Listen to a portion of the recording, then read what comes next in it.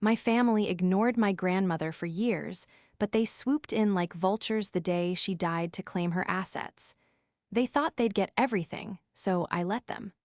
Little did they know, she left me a locked box and a plan that would unravel them completely. This is where the story truly begins, and you won't want to miss what happens. Make sure you're subscribed to see it through to the end. We're always curious. Where in the world are you all watching from today?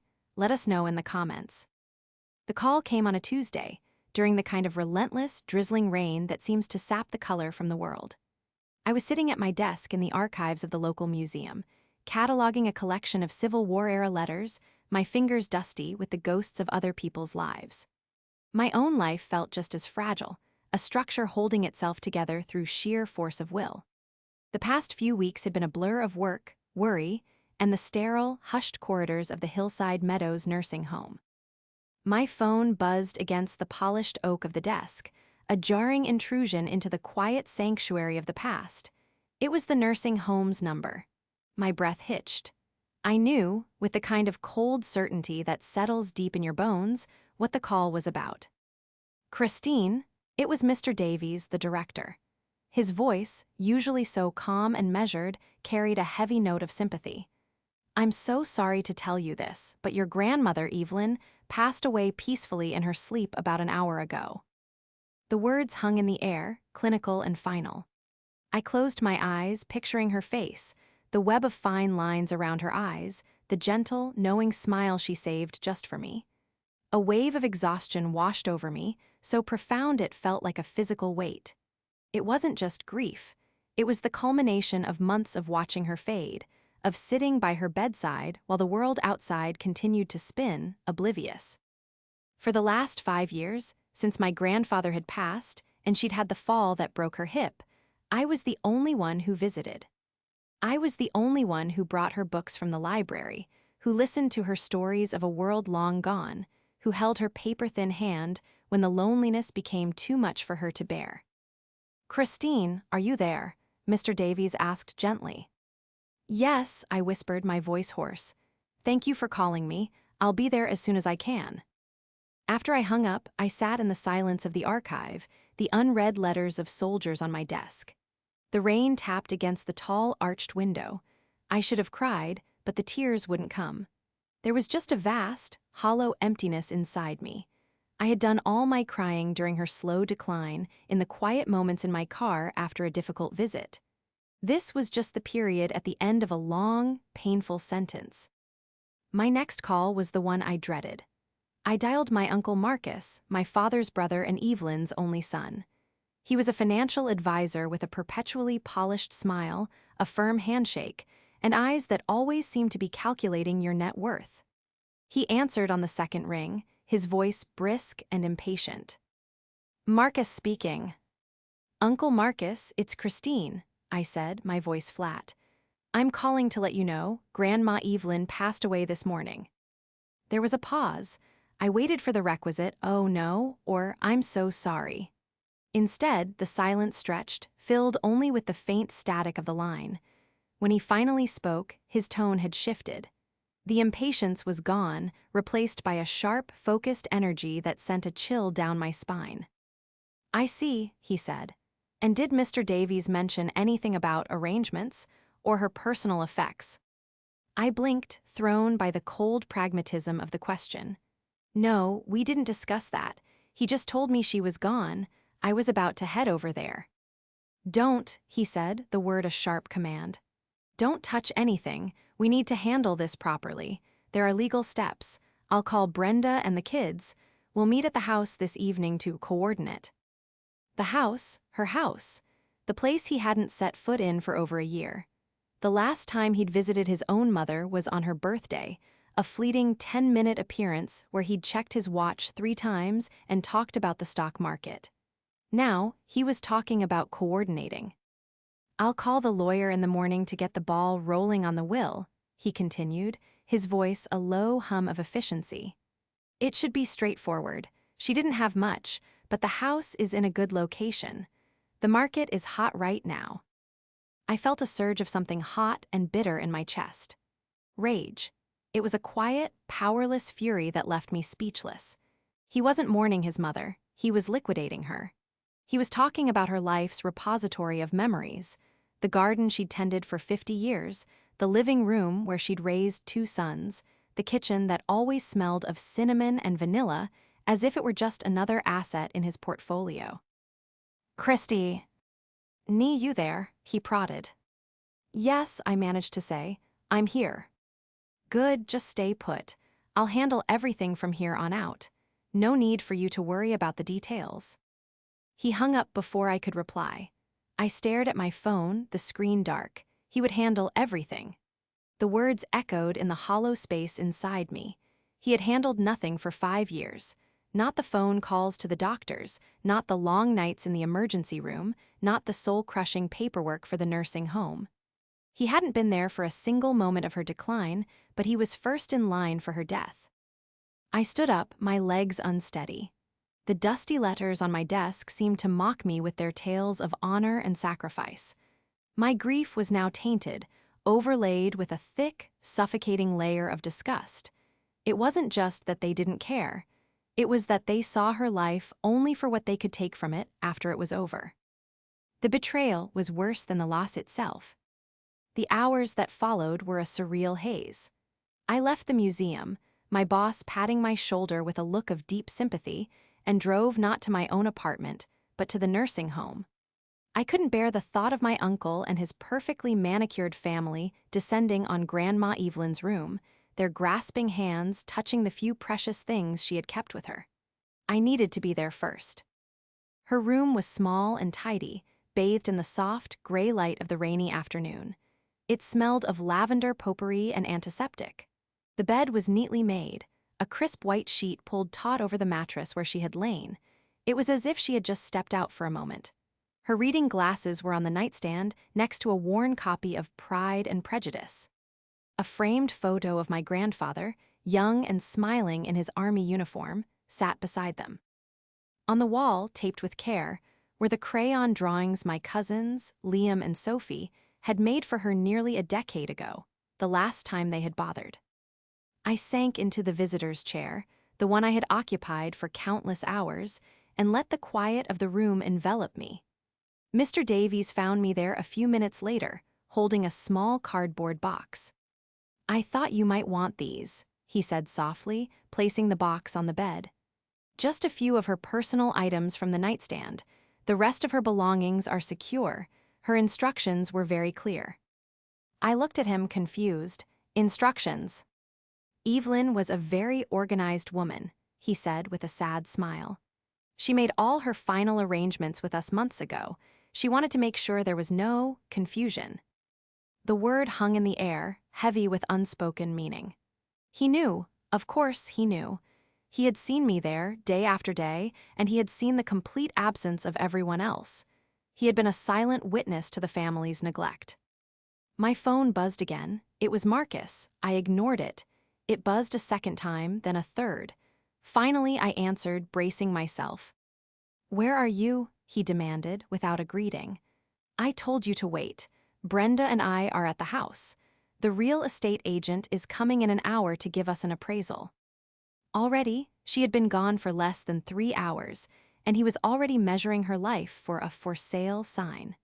The quiet rage I'd felt earlier began to simmer.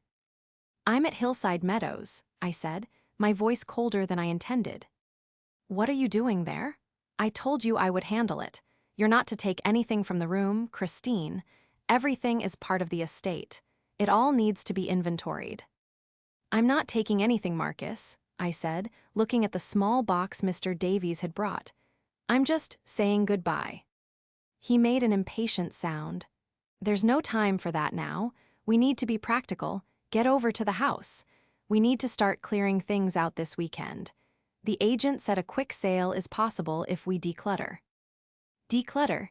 He was talking about her wedding china, my grandfather's war medals, the photo albums that chronicled a lifetime. He was talking about erasing her. "I'll be there when I can," I said, and hung up before he could argue further. I spent another hour in her room, carefully packing the few items from the box into my bag, the book, the photos, a hand-knitted shawl. These were the things that held her essence, the parts of her they would never understand or value. As I was about to leave, Mr. Davies met me in the hallway. "Your uncle has called here 3 times," he said, his expression grim. "He seems to be in a hurry." "That's one way to put it," I muttered. Mr. Davies hesitated, then seemed to make a decision. "Your grandmother was a special woman, Christine. She saw things very clearly. She talked about you all the time. She was so proud of the work you do, preserving history." "Thank you," I said, my throat tightening. "She knew you would know what to do," he added, his gaze steady and meaningful. The words felt significant, more than just a simple condolence. It felt like a message. I drove to my grandmother's house in a daze, the rain finally letting up. The house, a modest brick bungalow where I'd spent so many happy childhood holidays, looked forlorn. My uncle's luxury sedan was parked in the driveway next to my aunt's pristine SUV. As I walked up the path, I could hear their voices through the open window, sharp and excited. They were in the dining room, discussing which pieces of furniture would fetch the highest price. My presence was an inconvenience, a small, sad detail in their grand financial plan. They saw me as the sentimental granddaughter, the one who cared about dusty old photos while they focused on the real prize. I stood on the porch for a long moment, the key to the front door feeling heavy in my hand. They saw me as weak, emotional, and unimportant. They had no idea who my grandmother really was, and they certainly had no idea who I was. And as I stepped inside, ready to face the flock of vultures, a single thought echoed in my mind, a quiet promise to the woman who had raised me. But they had all forgotten one crucial thing about Grandma Evelyn. She never left a single detail to chance. Walking into my grandmother's house was like stepping into a battleground where I was the only one unarmed. The air, which should have been thick with grief, was instead buzzing with a greedy, frantic energy. Marcus, Brenda, and their 2 college-aged children, Liam and Sophie, were moving through the rooms like prospectors, their eyes scanning for gold. My Uncle Marcus, dressed in a crisp suit as if he'd come straight from a client meeting, was on the phone, pacing in the living room. "Yes, a 3-bedroom, 1.5 bath, prime location near the park. A little dated, but the bones are good. We can have it cleared out by the end of the month." He was selling a house, not mourning a mother. My Aunt Brenda was in the dining room, running a perfectly manicured finger over the mahogany sideboard. She was a woman who seemed to be composed entirely of sharp angles and expensive fabrics. "This is a genuine Hepplewhite, Marcus," she called out, her voice dripping with avarice. "It could be worth a fortune if we get it to the right auction house." Liam and Sophie, my cousins, were sprawled on the floral sofa, faces illuminated by their phones, completely disengaged. They had seen their grandmother twice in the past 5 years, both times with the pained expressions of teenagers forced on a family outing. Now, they occasionally looked up to lay claim to something. "I call dibs on the TV," Liam grunted, not taking his eyes off his screen. "Hi everyone," I said, my voice barely a whisper. They all turned, their activity momentarily paused. It was Marcus who spoke first, his tone one of mild annoyance. "Christine, there you are. We've been trying to figure out where she kept the good silver." There was no hug, no word of condolence, no shared moment of loss. I was simply an obstacle, or perhaps a tool, that had just arrived. I felt a profound sense of dislocation, as if I had stumbled into a play where I was the only one who hadn't read the script. The script, I was quickly realizing, was all about money. "I don't know where it is," I said quietly. Brenda sighed dramatically.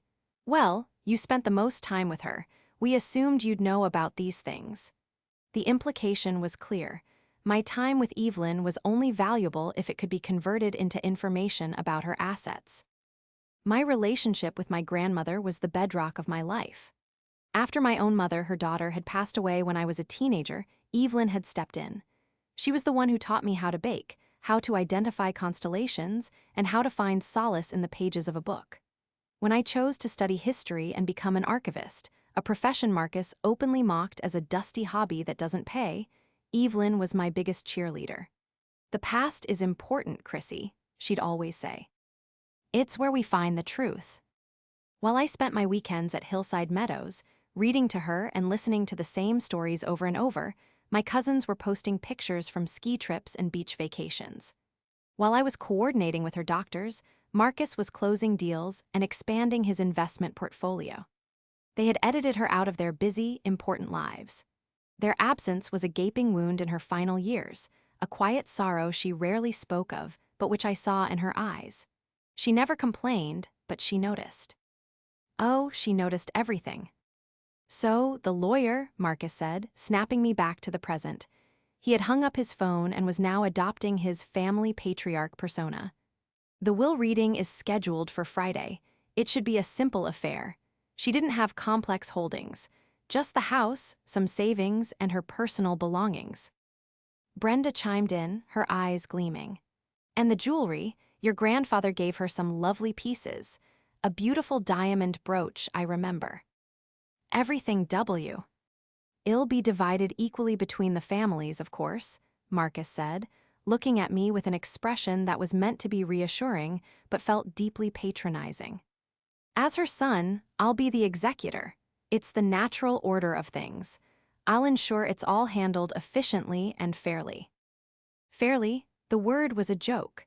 I thought of the countless hours I'd spent, the holidays I'd missed with friends because I wanted to make sure she wasn't alone.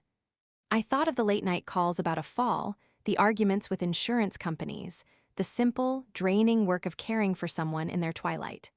My investment was one of love and time, theirs was non-existent. Yet, in their eyes, our claims were equal. "What about her wishes?" I asked, the question hanging in the air. "Did she ever tell you what she wanted?" Marcus waved a dismissive hand. "Mother was from a different generation, Christine. Sentimental. She wouldn't want us to be burdened with all this stuff. The most practical, respectful thing we can do is liquidate the assets and move on." He didn't know the first thing about what she wanted. He didn't know that she wanted her ashes scattered in the garden under the old oak tree, or that she hoped her collection of classic novels would be donated to the local library. He didn't know because he had never bothered to ask. Over the next hour, I watched in numb silence as they tagged items with sticky notes. Brenda on the china cabinet. Marcus on my grandfather's antique roll-top desk. Sophie on a delicate porcelain music box I knew my grandmother had adored. It was a methodical, passionless plundering of a life. They were ghosts haunting a house that wasn't theirs, their hunger for her possessions a grotesque parody of love. My quiet rage had cooled into a hard, dense resolve. They would not be allowed to write her final chapter. I would not let this greedy, shallow version of her legacy be the one that endured. They thought they knew how this story would end, but they had no idea what the first page even looked like. And I was beginning to suspect that my grandmother had already written the ending herself. The will reading on Friday was exactly as sterile and transactional as Marcus had predicted. We sat in a stuffy, wood-paneled conference room at the office of a lawyer I'd never met. Marcus had, of course, chosen him. My uncle sat at the head of the table, flanked by Brenda and their children, looking every bit the confident executor. I sat alone at the other end, feeling small and out of place. The lawyer, a man named Mr. Peterson, cleared his throat and read from the document in a dry monotone. As Marcus had assumed, the will was simple. The savings were to be divided, and the personal effects were to be split among the family. However, there was one clause that made Marcus sit up straight, his confident posture stiffening. "Regarding the primary residence and all associated financial accounts not explicitly mentioned," Mr. Peterson read, peering over his spectacles, "Evelyn established an irrevocable trust several years ago. The details of said trust are to be managed by its designated trustee, and its contents will be disclosed at their discretion." A thick silence fell over the room. "A trust," Marcus sputtered, his face flushing. "What trust? Who is the trustee?" Mr. Peterson shuffled his papers. "The document does not name the trustee. It simply states that the appointed individual has been privately notified and has been given all necessary instructions." Marcus was floored. This was a complication he hadn't anticipated, a variable he couldn't control. A trust meant the house couldn't be immediately sold. It meant the main portion of his mother's wealth was locked behind a door to which he did not have the key. He shot a suspicious glare down the table at me. "Did you know about this, Christine?" "No," I said honestly. "I had no idea." He didn't believe me. I could see the gears turning in his head, the suspicion cementing. The meeting ended on a tense, unresolved note. Marcus and Brenda were furious, their dreams of a quick and lucrative sale dashed against the rocks of a legal mystery. The moment I got home, my phone rang. It was Mr. Davies from the nursing home. "Christine," he said, his voice low and serious. "I was instructed to wait until after the initial will reading was concluded. Your grandmother left something for you here. She was very specific that it was to be given only to you, and only after the rest of the family had been formally notified of her passing." My heart started to pound. "What is it?" "A box. It's quite old and it's locked. She left it in my care over a year ago. Can you come by?" An hour later, I was sitting in Mr. Davies' office, a heavy, dark wood box on the desk between us. It was about the size of a shoebox, with tarnished brass fittings and a sturdy, old-fashioned lock. There was no key. "She told me you were the keeper of her stories, Mr. Davies said gently, pushing the box toward me. "She trusted you to understand." I drove home with the box on the passenger seat, my mind racing. This was the clever trap, the hidden plan I had felt but couldn't name. It was a tangible piece of the puzzle my grandmother had left behind. As an archivist, my entire life revolved around piecing together narratives from forgotten objects. This was no different. This box was my grandmother's final collection, and I was its designated curator. I took it to my small apartment, set it on my work table under a bright lamp, and began to examine it. The lock was old, but not complex. Using a set of delicate tools from my archival kit, I carefully worked the pins. It took nearly 20 minutes, but I finally heard a satisfying click. With a deep breath, I lifted the lid. The box smelled of cedar and old paper. Inside, it was packed with items that seemed, at first glance, to be a random assortment of memories. There was a bundle of letters, tied with a faded blue ribbon, written in my grandfather's elegant script. There was a small, ornate brass key, the kind used for a safe deposit box, and beneath it all, a small, leather-bound ledger. I started with the letters. They were from my grandfather to a man named Arthur Vance, and they dated back to the 1960s. They discussed a business venture, an invention my grandfather had developed, some kind of innovative filtering mechanism. It sounded technical and dry, but the letters were filled with excitement and hope. They had started a small company together. Then I opened the ledger. The first half contained meticulous household expense records from decades ago, but the second half was different. It listed dates and numbers under a heading, MV Royalties. The numbers were small at first, but they grew steadily over the years until the final entries were substantial sums. MV stood for Montgomery Vance, the name of their company. A quick search on my computer revealed everything. Montgomery Vance Technologies had been bought out by a major corporation in the 1980s, but the patent for that original filtering mechanism was the foundation of a billion-dollar industry. My quiet, unassuming grandfather had been a brilliant inventor. This was the secret. My grandmother didn't just have a house and some savings. She had a hidden, passive income stream that had been growing for half a century. And the key was most likely the only way to access the proof. My decision was made. I was no longer a passive observer. I was an active investigator, following a trail of breadcrumbs my grandmother had laid out just for me. My quiet rage had found a purpose. The shift from victim to strategist was complete. I was going to uncover the truth, not just for myself, but for her. The next few days were a blur of methodical research. I felt more alive than I had in months, fueled by a potent combination of grief, anger, and purpose. I was in my element, surrounded by documents and a trail of clues. My archivist skills were no longer just for cataloging the lives of strangers, they were a weapon to defend my grandmother's legacy. I started by researching the trust. Since the document didn't name a trustee, I had to work backward. Using the information from the ledger, I focused on the bank that managed the royalty payments. A few discreet inquiries, armed with my grandmother's name and the knowledge of the Montgomery Vance patent, led me to a small, independent wealth management firm. It turned out the trustee wasn't a person, but this firm, and their instructions were ironclad. To follow the directives laid out in a separate, private letter of instruction. And my grandmother, ever meticulous, had named me as the sole beneficiary and successor director upon her passing.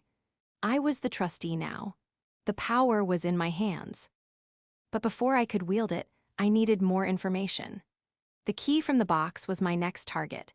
It was for a safe deposit box at an old downtown bank. When I went, the bank manager confirmed it was registered to Evelyn Montgomery. The moment he slid the long, metal box from the wall and placed it on the table in the private viewing room, I felt a shiver of anticipation. Inside was a folder containing the original patent documents, partnership agreements, and a stack of correspondence between my grandfather and his partner, Arthur Vance. But there was something else, tucked at the very bottom. A single, sealed envelope addressed to me in my grandmother's familiar, shaky handwriting. My hands trembled as I opened it. Her letter was concise and devastating. She explained everything.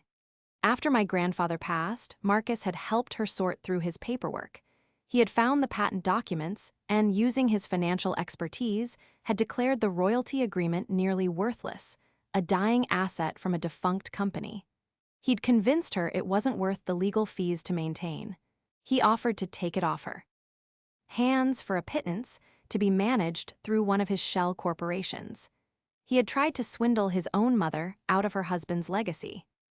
But my grandmother, while grieving, was not a fool. She played along, telling Marcus she'd think about it. Then, she quietly contacted the wealth management firm and set up the trust, shielding the royalties forever. She knew her son's character perfectly. The letter ended with a simple, powerful instruction. He must not be allowed to profit from his greed. Protect your grandfather's name, Christine. You are the only one I can trust. Armed with this devastating truth, I knew my next step. I couldn't reveal everything at once. I needed to see his reaction to confirm the depths of his deceit myself. I arranged to meet him at a coffee shop under the pretense of discussing the estate. He arrived looking harried, a stark contrast to his usual polished self. The trust had clearly thrown him off his game. So, he said, stirring his espresso with unnecessary vigor, any luck figuring out this trust nonsense? Not yet, I lied smoothly, but I have been going through some of Grandma's old papers. It's been illuminating. Just sentimental clutter, I'm sure, he said dismissively. Some of it, I agreed, but I found some of Grandpa's old business letters. He had a partner, it seems, a man named Arthur Vance. I watched him carefully. For a split second, his mask slipped. A flicker of something, panic, maybe fear, flashed in his eyes before being replaced by a look of bored indifference. Vance doesn't ring a bell, he said, taking a sip of his coffee. Dad had a lot of little hobbies. None of them ever amounted to much. His denial was too quick, too absolute. It was the lie of a man with something to hide. That's funny, I pressed, keeping my voice light. Because it seemed like their company was quite successful. Montgomery Vance Technologies. They had a patent for some kind of industrial filter. He set his cup down with a clatter. His knuckles were white. Christine, what is the point of this? We're here to discuss the estate, not to dig up some failed business from 50 years ago. It's irrelevant. Is it? I asked, meeting his gaze directly. Because according to these papers, that failed business was bought by a major corporation, and the patent was its most valuable asset. It seems very relevant to me. His face, which I had only ever seen arranged in expressions of smug confidence or mild irritation, was now a canvas of barely controlled fury. The charming, professional facade was cracking under pressure. You don't know what you're talking about, he hissed, his voice low and threatening. "You're an archivist. You play with dusty papers. This is the world of finance. It's complicated. You should leave the important matters to the people who understand them." It was a poorly executed threat, the desperate lashing out of a cornered animal. He was trying to intimidate me, to belittle my intelligence, but it had the opposite effect. His panicked, angry reaction was all the confirmation I needed. He wasn't just greedy, he was a fraud who had preyed on his own grieving mother. "Maybe you're right, Uncle Marcus," I said, standing up and placing a few dollars on the table for my tea. "Maybe I should stick to what I know." As I walked away, I felt his eyes boring into my back. He had no idea what I knew. He thought he had dismissed the ramblings of his sentimental niece. He didn't realize that I had just confirmed his guilt, and that the trap my grandmother had set so many years ago was about to spring shut. My calculated confrontation with Marcus had the exact effect I'd anticipated. It made him desperate. The calls started the next day. At first, they were wheedling.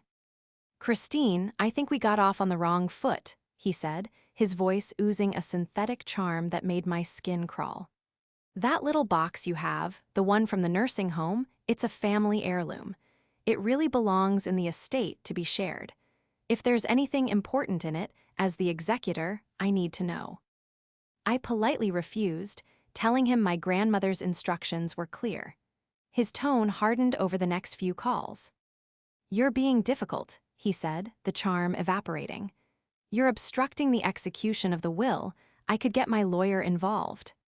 I knew he had no legal ground, but his aggression was escalating. He saw the box as the key to the mystery of the trust, and he was determined to get it. Brenda took a different approach. She sent me a long, rambling text message about the importance of family unity and how Grandma Evelyn would have wanted us all to work together, a staggering display of hypocrisy that I simply ignored. While they were flailing, I was building my case. My grandmother's letter was a roadmap. She mentioned that Marcus had tried to get her to sign documents related to the patent. She also mentioned that Arthur Vance, my grandfather's partner, had passed away years ago, but that his son, a man named Robert, was a history professor at the state university. Finding Robert Vance was easy.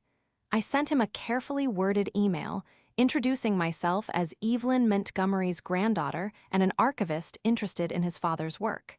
He responded within a day, his curiosity piqued. We agreed to meet. Robert was a kind, thoughtful man in his late 60s, with his father's warm eyes. We met at his university office, a cozy room lined with books. I laid out the letters between our fathers, and he was visibly moved. "I haven't seen my dad's handwriting in years," he said softly. "They were quite a team." I explained that I was trying to piece together the history of their company. Then, I took a chance. "After my grandfather passed, did anyone ever contact your family about the Montgomery Vance patent?" Robert's expression clouded over. He leaned back in his chair, his eyes distant. "Yes. A man contacted my mother not long after your grandfather died.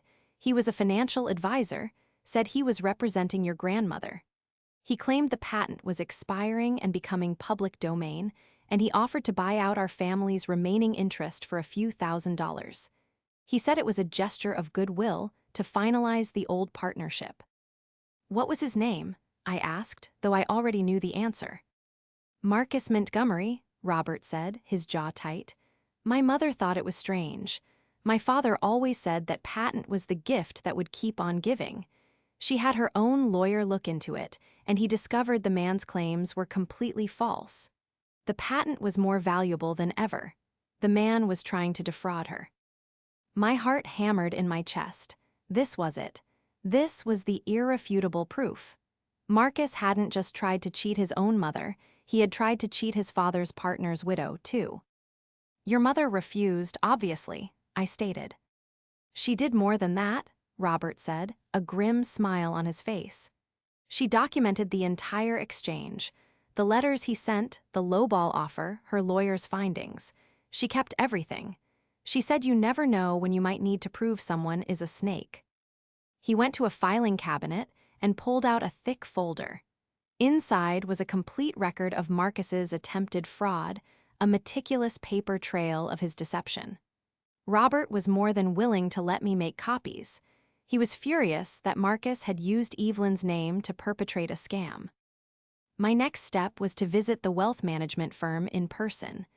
As the new director of the trust, I requested a full accounting. The portfolio was staggering.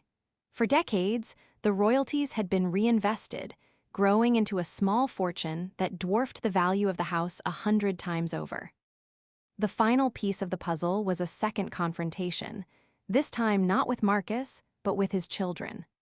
I invited Liam and Sophie out for coffee, an invitation that so surprised them, they accepted out of sheer curiosity. I kept it simple. I told them I had discovered that their grandfather was a brilliant inventor and that a large part of his legacy had been put into a protected trust. I watched them as I spoke. Their initial boredom shifted to wide-eyed interest as the scale of the wealth became clear. "So like we're rich?" Liam asked bluntly. "The trust is for Grandma's chosen causes and beneficiaries," I said carefully. "But your father told everyone that the business was worthless. Why do you think he would do that?" The question hung between us. For the first time, I saw a flicker of doubt in their eyes. Their loyalty was not to their father's character, but to the lifestyle he provided. The idea that he had lied about something so significant, something that could affect their own inheritance, planted a seed of distrust. Sophie, who was smarter than she let on, looked at me with a new, calculating expression. The spell of their father's authority was beginning to break. They left the meeting not in defense of him, but in a state of confused, self-interested silence. The foundation of their family, built on a bedrock of greed and entitlement, was beginning to crumble. The stage for the final act was set by my Aunt Brenda. Oblivious to the storm gathering on the horizon, she decided to host a celebration of life dinner at her and Marcus's ostentatiously large home. The invitations described it as an evening to share fond memories of Evelyn. In reality, it was a premature victory lap, a gathering of the vultures to celebrate their imminent feast. They had invited extended family and a few old family friends, all people who hadn't seen my grandmother in years, but were eager to be associated with an inheritance. I arrived dressed simply, carrying a leather portfolio. The house was buzzing. Marcus was holding court by the fireplace, a glass of expensive scotch in hand, looking relaxed and confident again. He had clearly decided my investigation was a dead end and had dismissed me as a minor nuisance. He greeted me with a tight, condescending smile.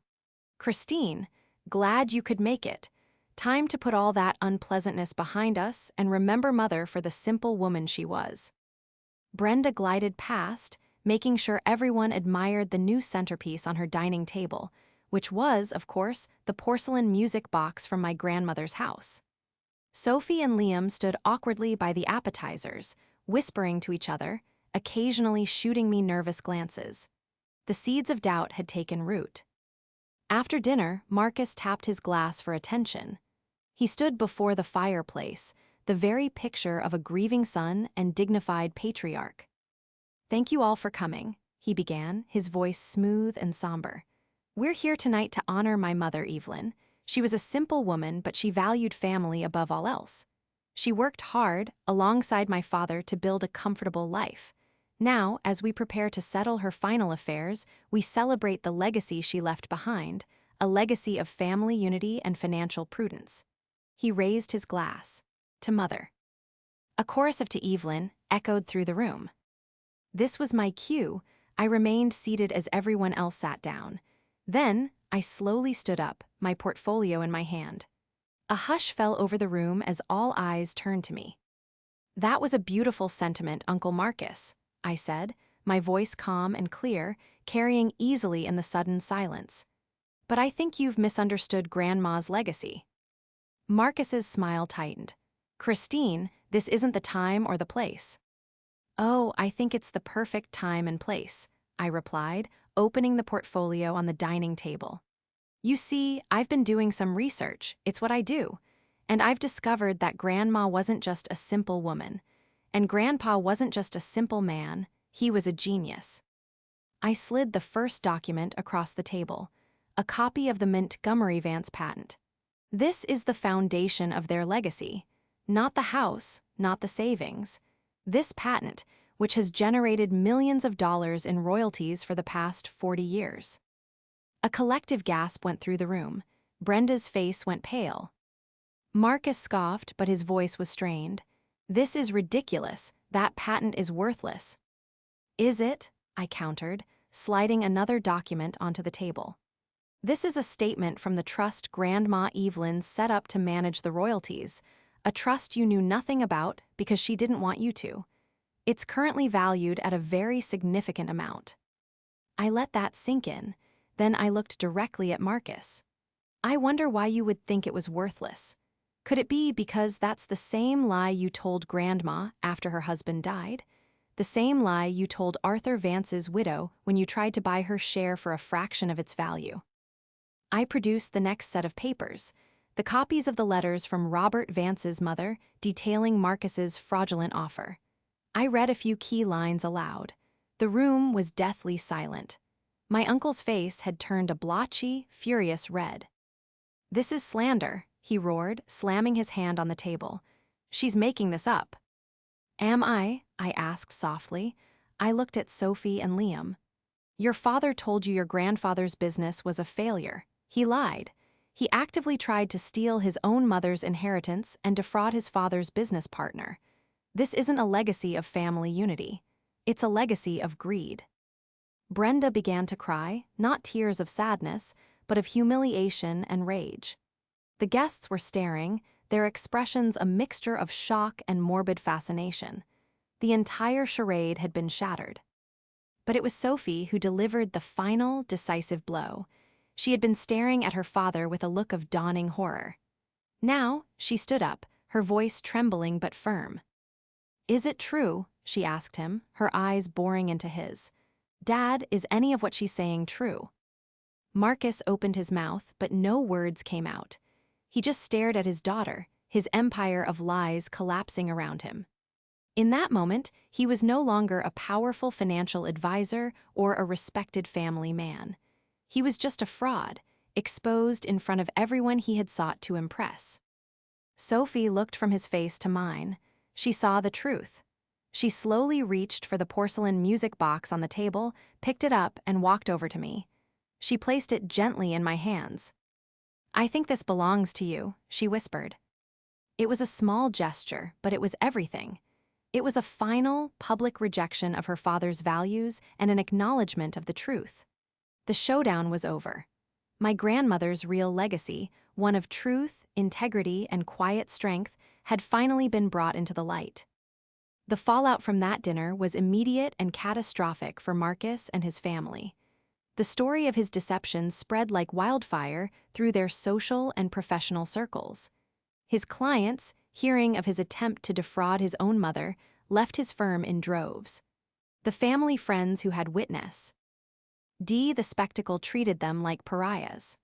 Marcus's reputation, the currency on which his entire life was built, was rendered worthless overnight. Legally, he had no recourse. The trust was impenetrable, and my position as its director was absolute. He and Brenda were forced to sell their oversized house to cover their debts and mounting legal fees from other unrelated shady dealings that came to light in the wake of his public humiliation. They moved to a small, rented condo across town, their lavish lifestyle a thing of the past. Their exile was not just financial, but social and familial. Sophie and Liam reached out to me a few weeks later. They were shell-shocked, their world turned upside down. In a tearful conversation, Sophie apologized for her family's behavior, for their years of neglect, and for her own complicity. She and Liam were trying to untangle their identities from the web of materialism their parents had woven. I saw a flicker of my grandmother's quiet strength in Sophie, and for the first time, I felt a sense of hope for them. Our relationship would never be easy, but a bridge had been built over the ruins. My first act as director of the Evelyn Montgomery Trust was to fulfill her wishes. A significant donation was made to the local library for a new children's reading room. Another portion went to Hillside Meadows to fund an arts and music program for the residents. But her biggest wish was reserved for the museum where I worked. We established the Evelyn and Charles Montgomery Archive, a state-of-the-art facility dedicated to preserving local history. My grandmother, the woman her son dismissed as simple and sentimental, would now have her name etched in stone, forever linked to the preservation of truth and memory. It was the most fitting tribute imaginable. A few months later, on a warm, sunny autumn afternoon, I drove to my grandmother's house one last time. The for sale sign was gone. I had taken the house off the market, unwilling to let it go. It was no longer just a piece of property, it was a sanctuary. I walked through the quiet rooms, now filled with light instead of avarice, and ended up in the garden she had loved so much. I had a small, simple ceremony with Mr. Davies, Robert Vance, and Sophie.